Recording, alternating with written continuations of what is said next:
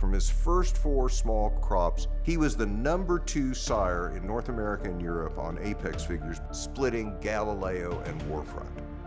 He just looks the part. He exudes class. He looks like Northern Dancer. I mean, it's impossible to get better than that. When you know a horse is this good, you have to be able to push the chips out on the table and to play that hand. He's a superstar. Hi, everybody, and welcome to Spa Babies, presented by Spendthrift, the Breeders' Farm. I'm Dan Illman, along with Nicole Russo, and we're going 6 furlongs. It's a maiden special weight for 2-year-olds, and let's take a look at this field. This is a pretty salty group of maidens, and we'll take the field in post-position order, beginning with the #1 Federale. And we're going to take a look at Federale's debut effort back at Delaware in May. He showed some good speed in this race. He just happened to catch a pretty sharp runner. The winner of this race, Tomato Bill, came right back to finish second in the Grade 3 Sanford with a 68 Beyer speed figure. Federale then was kind of thrown to the wolves, Nicole, in the Tremont, but was far from disgraced. Speed in the rail, but the Beyers are a bit light. Yeah, you mentioned that very good second on debut to a well-regarded horse, then stepped up to stakes company while still a maiden, ran 4th, coming back to maiden special weight company. I do think the Beyers are a bit light, but, Phil Gleese's runners usually need a few starts to round into form, and I think this one is definitely eligible to improve getting back in against maidens. #2 is 3 Technique, who was bet down to odds on in a 4-horse maiden field in his debut on June the 14th. We're going to take a look at that race right now. Now, in a short field, he was last early. There wasn't a lot of pace. We see him swinging widest, and once he changes leads, he comes with a good solid run. He earned a nice 75 Beyer speed figure, and he's got some pedigree, being a half to stand the man. Yeah, and this is the first crop for Mr. Speaker, who's a very well-bred Grade 1 winning freshman sire by Pulpit, who's, turned into a sire of sires with the likes of Tappet out there from the female family of Personal Ensign. Mr. Speaker did a lot of his best running on turf and synthetic, but obviously there's a lot of dirt in the family. I do think these horses will run on turf or dirt, but I think they're going to want to go longer, and that's my concern with 3 Technique. We'll move on to the 3 Yankee Empire, who exits the same race as 3 Technique, and I thought he had a very difficult trip that day. He was very headstrong going into the turn, and the pace slowed down. He was right behind the leader. He had to check down towards the inside. He had to angle his way to the outside in the stretch, and then he understandably tired. I thought that was a really good building block for him. The dam won 5 races. I think this horse can improve off that debut. Oh, definitely. I think if you like 3 Technique, you have to take a hard look at this one because you might get a better price. And on pedigree, he's maybe better suited to this sprint trip by Cairo Prince, who was one of last year's leading freshman sires, which was no surprise as he's a graded winning 2-year-old by Pioneer of the Nile, who sired 2 2-year-old champions.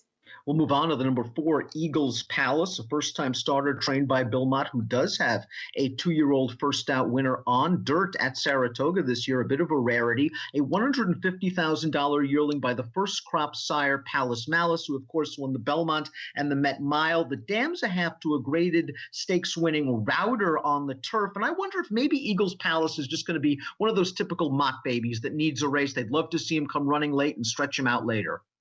Oh, yeah, I think so as well.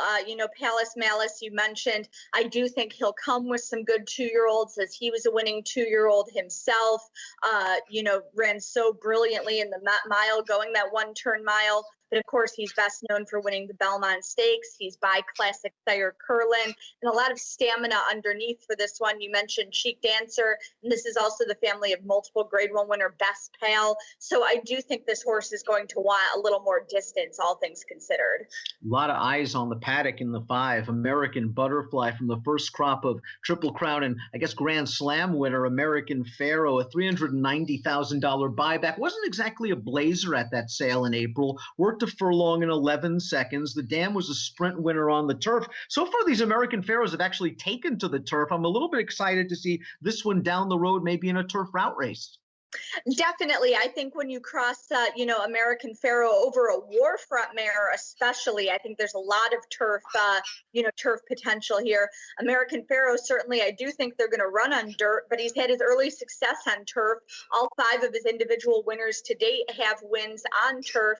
I do want to call some attention to that workout at the April sale that you mentioned. That was over a sloppy track that day, and, not many of them were lighting the stopwatch on fire. So I don't think you should necessarily look at that work and say, oh, this one isn't going to show some, the speed. But, I do think turf might be in the future for this one. Excellent point about that workout over a wet track. Here's Wayne Lucas. We've said it several times. He's the greatest trainer perhaps to ever live, but he takes his time with his babies. Past 5 years with the Formulator Fact, 2-year-old first-time starters, maiden special dirt sprints at Saratoga, 0 for 24. We'll move on to the 6, Basin, going out for trainer Steve Asmussen. This horse took a lot of money for his debut, and he just missed in a dirty bob last time out in that photo finish. He came with a run in the stretch, and the winner By Your Side is a pretty nice horse. He came back. He won the Sanford, I believe, with a 70 Beyer speed figure, and Steve Asmussen just excels with these second-time starters.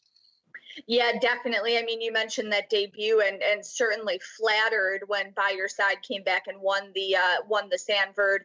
This one's a half to a 2-year-old graded winner. Very productive dam, 6 winners from 7 starters. Basin from the first crop of Williams Knapp, the unbridled song horse, who was, he could go 2 turns, but he was really, really brilliant. Had a lot of speed, winning the Breeders' Cup Dirt Mile in his career finale.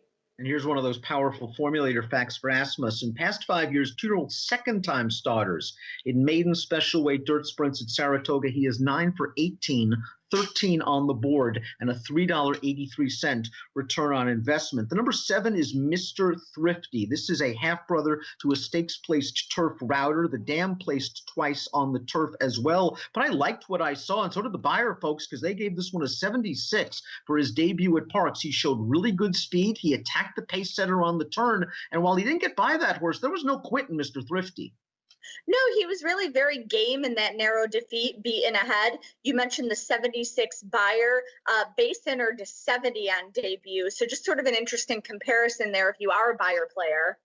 Mr. Thrifty, again, really nice performance. The third place finisher of that race came back to win with a 66 Beyer. I think Mr. Thrifty's going to show some speed. Kendrick Carmouche can be aggressive out of there, and he's a horse that probably won't take a lot of money, although this barn has won with second-time starters at Saratoga in the past. Social Afleet is up next. That's a number 8, a first-time starter by Northern Afleet, trained by Dallas Stewart, akin to several black-type earners, including a New York Derby winner, Social Saul, a $22,000 yearling, and this dam, Nicole, was all racehorse. She won 11 sprints.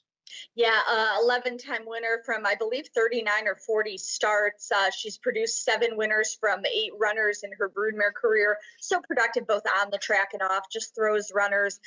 And, Dallas Stewart has been known to pull some big upsets in some of these 2-year-old races. And this one comes in off a pair of bullet works, first going 5 furlongs at Churchill and then going 4 furlongs here at Saratoga. Should have some fitness foundation underneath and might be worth looking at a price. You make a very good point about Dallas Stewart. Usually his babies, sneak in at second or third at big prices. But last year, I think he had a Louisiana bred coming out of that local sale, win at Saratoga at a very big price.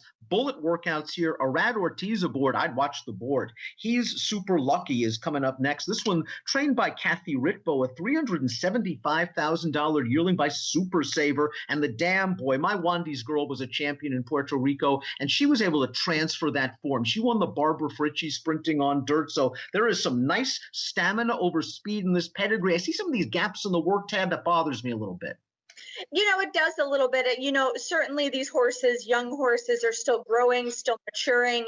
I don't think it's unusual to see a gap in the work tab, with a young horse. But, looking at the salty nature of this field, that might be a disadvantage for He's Super Lucky. My Wandy's girl you mentioned was a graded winning sprinter on dirt, but her multiple Group 1 wins in Puerto Rico, a lot of those came going longer. She was grade 1 placed in New York going longer. I think He's Super Lucky might want a bit of distance. Accession is the final horse in the body of this field. Lucky Curlin isn't also eligible in Tyler Gaffalione's second call. Accession is a first-time starter by Union Rags, trained by Steve Asmussen, sold for $150,000 as a yearling. The dam was a grade 1 place dirt router. And while we know Union Rags was a good 2-year-old, he was probably best known for firing his best shots going long on the dirt. And I wonder if maybe this horse is just going to need a race or two and a little more distance.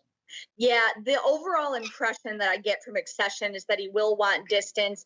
Union Rags, a graded winning 2-year-old who has sired several grade 1 winning 2-year-olds, but most of those have come later in the fall around 2 turns. Dancing Rags, Free Drop Billy, both grade 1 winning juveniles around 2 turns at Keeneland from the sire. The Dam is a daughter of Tappet, who was grade 1 placed in the Gazelle going longer. I think both sides taken together, Accession is going to want a bit more ground. Who do you like? You know, it's very hard to look past Basin here, probably going to be a short price, but with the way he was flattered by Your Side, I think he's really a standout in this field. Behind him, to try to get a price in your exotics, I would probably use some combination of Yankee Empire, Federale, Social Athlete.